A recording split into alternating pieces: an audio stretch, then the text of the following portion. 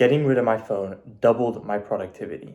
Have you ever wondered how some people go from 90 to 99% mastery so easily? Or how some people are able to take business ideas and actually create them? Because some people can fully dedicate themselves to something while others simply can't. Welcome to my channel. It's currently 8:47. We just finished a 48-hour work week at a 3 Michelin restaurant in France. As a young man, I was very lucky to have a deep fear of technology. Certain books I read led me to this. And so at the age of 20, when I stepped into a kitchen, it was without a phone. I had had a phone in high school and I decided to get rid of it. When I was working in those kitchens, I quickly realized that it takes more than just 8 hours a day to become incredibly good at something. So when I was given the opportunity to take 2 jobs, I went with it and I did it. I had an old iPod for music, but that was it. And ultimately, I believe this is what allowed me to double my productivity and learn twice as fast. I had no distractions, no useless FOMO of notifications on my phone. I would borrow a computer during my breaks to watch more cooking videos. And I even recall reading Anna Karenina only using my 30-minute breaks. That just shows you the power of not leaning into the technology too much. The most damaging part of having a phone is its idle capability to take over your boredom or perhaps your disinterest in a moment. Every single day, we're trained to want new things at every moment. And it's very damaging when you're learning a skill that you may need to practice and do over and over again and appreciate the minute details within that skill. When we're bored or we have a moment away, the first instinct we have is to look at our phones. Those are the moments where a master is able to stick to it and continue grinding at something or continue looking at something, while someone who doesn't have the ability, those moments when you need to stick to something and look more deeply at something is exactly what would be driven away when you have a phone. And it's not even by looking at the phone, but the mentality that comes with it.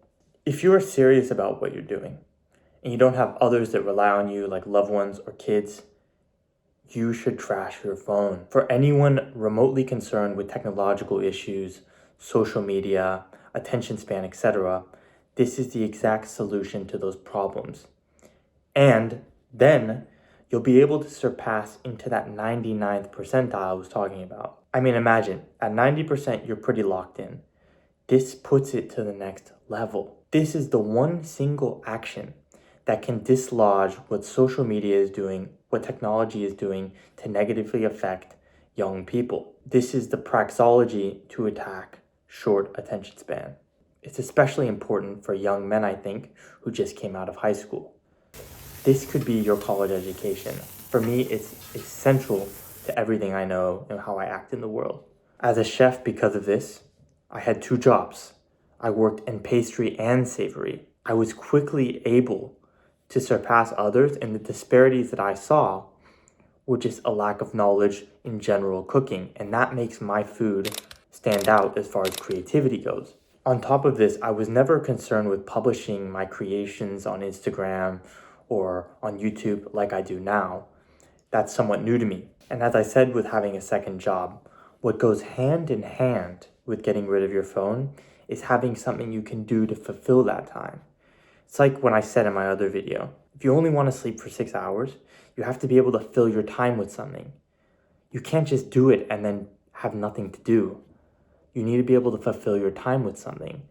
And for me, 2 jobs was perfect because they incentivize you to do things and you get paid. So just like with sleeping, getting rid of your phone, if you just get rid of your phone, it'll reincarnate itself into other things. May it be on the computer, TV, whatever. You need to have some sort of outline set up for yourself. And so now you have no phone, you have 2 jobs. It's very easy to grind away. And as I said, you're not concerned with things happening on social media and you're not inputting into social media. The year and a half that I did this was incredibly essential to who I am now and the style of food that I create.